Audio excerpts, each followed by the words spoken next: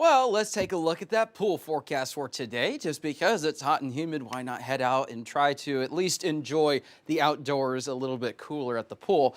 Here's a look at those temperatures. So it's going to be in the lower to mid 90s in northwest Arkansas. Certainly going to feel a lot warmer than that. Make sure you put on the sunscreen, stay hydrated. Good day to be at the pool, but it may be one of those things where it's been so warm that the pool may not be all that cool. So just keep that in mind. Have the sunscreen on, stay hydrated. Here's a look at the afternoon forecast. Again, similar to last several days, feels pretty repetitive at this point. We're talking lower to mid 90s into the upper 90s, maybe some triple digits across the area. So we'll have some clouds, especially in northwest Arkansas this afternoon. There is also a low chance for some showers, but we're not expecting anything widespread. Overnight tonight into tomorrow morning, again, it's going to be another hot start to the day. Some areas are starting off in the upper 70s, maybe some lower 80s. Here's a look at the futurecast, and as we head into the evening, notice can't rule out a stray shower or thunderstorm or two. And the reason I'm saying it's very isolated is this is one of those things where you could get one or two of these cells. It's not going to be anything widespread, but it'll continue into tomorrow. Here's a look at what we've got in terms of those feels like temperatures, and I'm going to show you, notice this significant drop. We do have a little bit of a break on the way, so bear with us. We're right around 110 to 111 for the River Valley, into right around 100 to 105 for northwest Arkansas.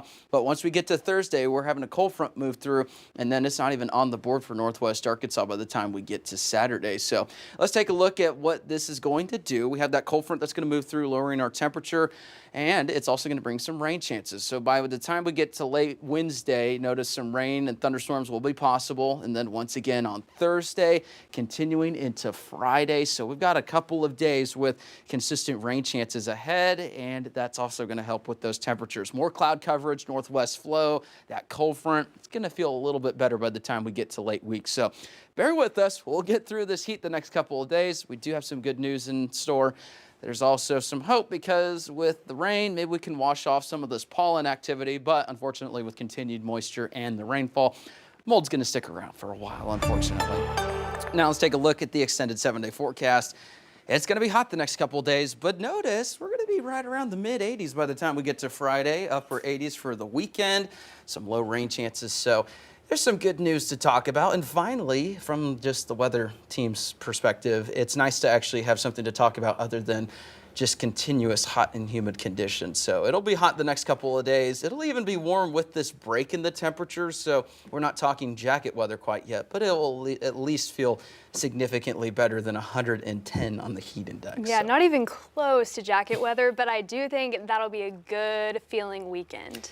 Certainly. So if you've been wanting to get outside or do yard work, hopefully when it's not raining, you can get that in where it's not going to be that torrential sweat in the yard just because it's, a scorcher. Yeah, put it off until the weekend and then get the yard work done. All right, thanks, Joshua. Well,